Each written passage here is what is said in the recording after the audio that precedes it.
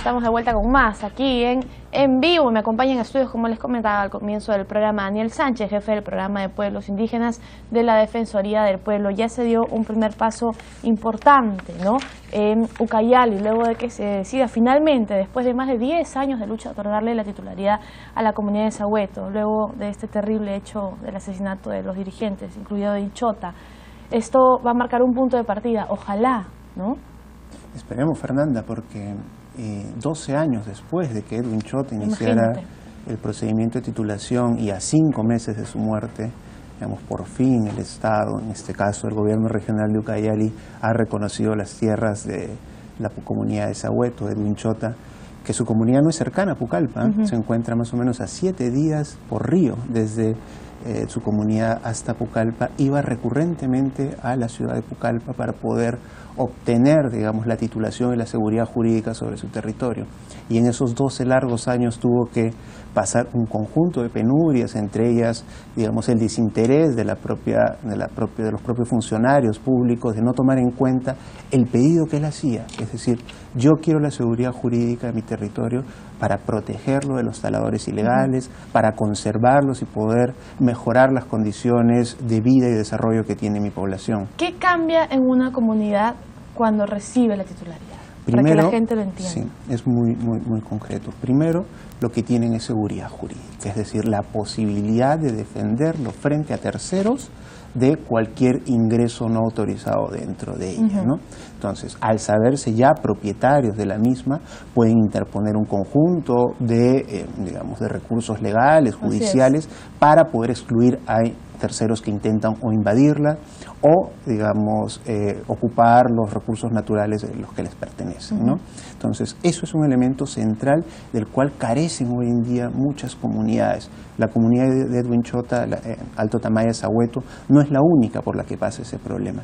Hay decenas de comunidades a nivel nacional que no tienen al día de hoy seguridad jurídica sobre sus territorios. ¿Cuántas son? Alrededor de más de 400, hay más de 400, ¿no? Hay un problema que carece el Estado en este momento en general, es no tenemos un número exacto que nos permita saber cuántas son las comunidades nativas tituladas, reconocidas y que faltan por titular.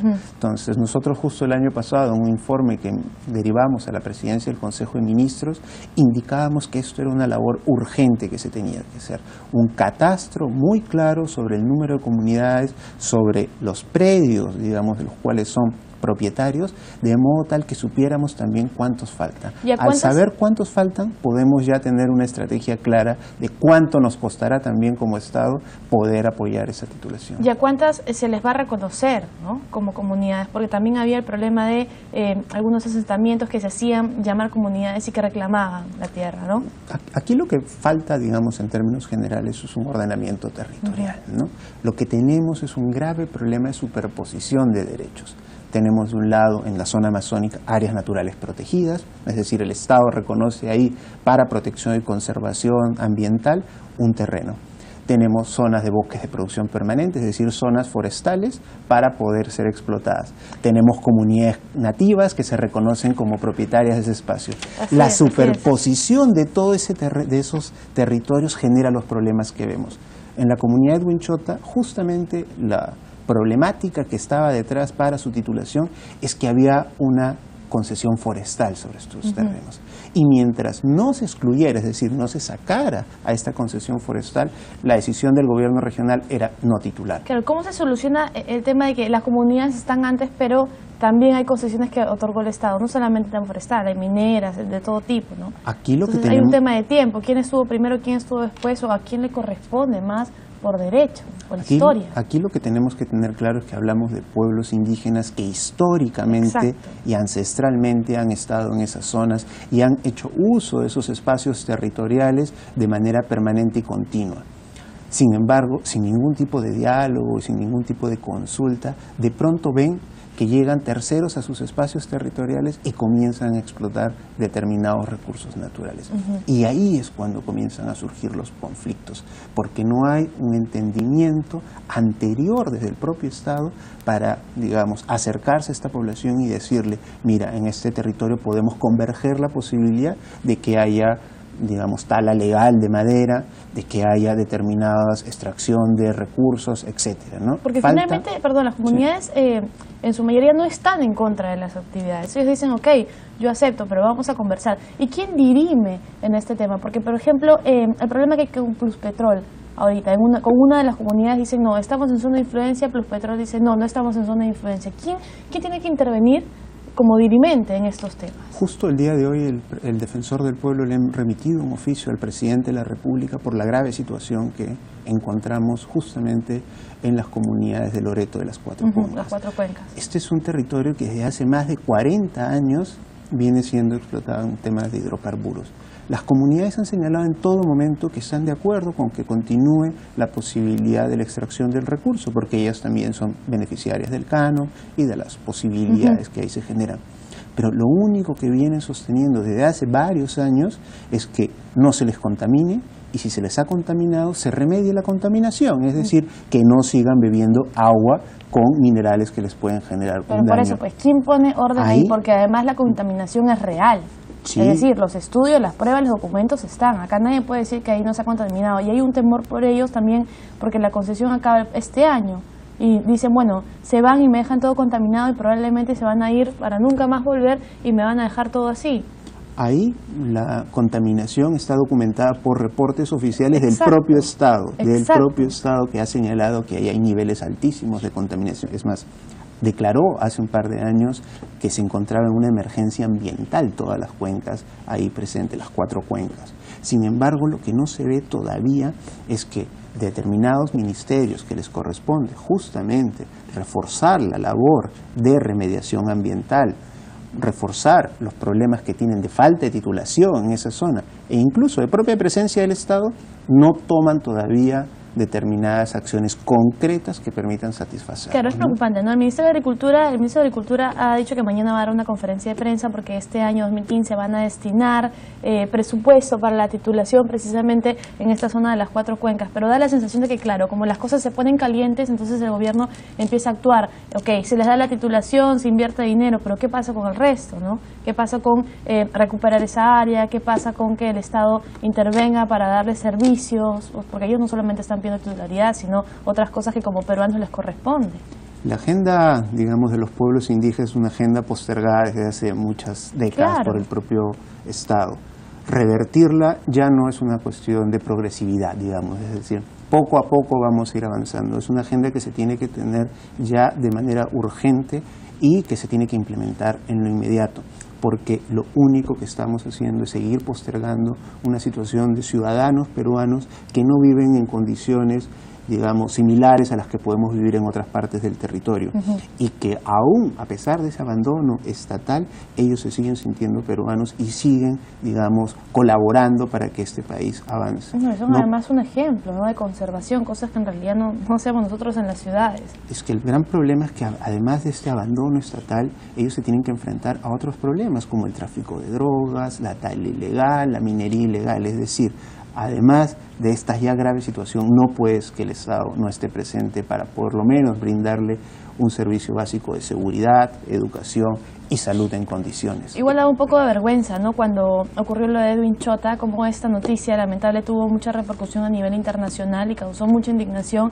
y aquí en el Perú muchos no conocían ni siquiera el trabajo de este líder, ¿no?, ni la situación en las comunidades. Sí, es cierto, hay una falta de atención, una mirada hacia la zona amazónica y a la zona indígena en general de nuestro país. También en la zona andina hay población indígena y ahí no hay necesariamente todavía una particular atención del Estado que requiere justamente un impulso muy fuerte para ya cerrar esas brechas tan enormes que existen. Bueno, ¿cuál es el trabajo entonces que hay que hacer? Mañana se va a dar esta conferencia, seguramente va a empezar a destinar presupuesto, como te decía, para entregar el título, pero ahí no debería quedar la cosa, ¿no? El Estado debería hacer un trabajo continuo, permanente, no solamente paliarlo, digamos, de a poquitos cada vez que las cosas se ponen bravas. El tema del idioma también es una traba. Hay varias líneas de trabajo que tiene que tener el Estado. La primera es actualizar las normas que existen en nuestro país. Muchas de esas normas son de hace 30 años y la situación de nuestro país ya cambió.